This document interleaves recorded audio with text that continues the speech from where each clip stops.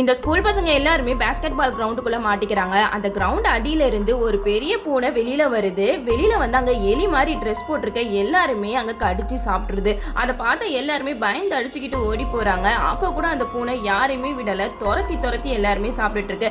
அப்பன்னு பார்த்து அங்க ஒரு மணி உருண்டு வந்துட்டு இருக்கு. அந்த மணில டைம் ஓடிக்கிட்டு இருக்கு. அந்த டைம் முடியறதுக்குள்ள அந்த பூனை கழுத்துல இருக்கிற பேஸ்கெட் குள்ள போச்சணும். அதனால அங்க இருக்கிற திறமையான பேஸ்கெட் பால் பிளேயர் கிட்ட இந்த மணியை கொடுத்து போட சொல்றாங்க. அவனும் எப்படியோ கஷ்டப்பட்டு போட்டுடுறான். அதுக்குள்ள அந்த பூனை அந்த மணியை பிடிச்சு அதாலேயே அவனை செவத்துல அடிச்சு சாகடிச்சிருது. அவனும் இறந்து போயிடுறான். அந்த பூனை கிட்டக்க வந்து சொல்லுது, எனக்கு முதுகு ரொம்ப அரிக்குது, சொரிஞ்சு விடுங்க அப்படின்னு சொன்னதுமே எல்லாருமே ஏறி சொரிஞ்சு விடுறாங்க. அவங்க எல்லாருமே சொரிஞ்சு விட்டதுல அந்த பூனை கொஞ்சமா தூங்க ஆரம்பிச்சிருது. இதாண்டா சாக்கி, எப்படியாவது அந்த மணியை தூக்கி அந்த பேஸ்கெட்ல போட்டணும் அப்படின்னு சொல்லிட்டு அங்க இருக்கிறவங்க சண்டை போட்டுட்டு இருக்காங்க.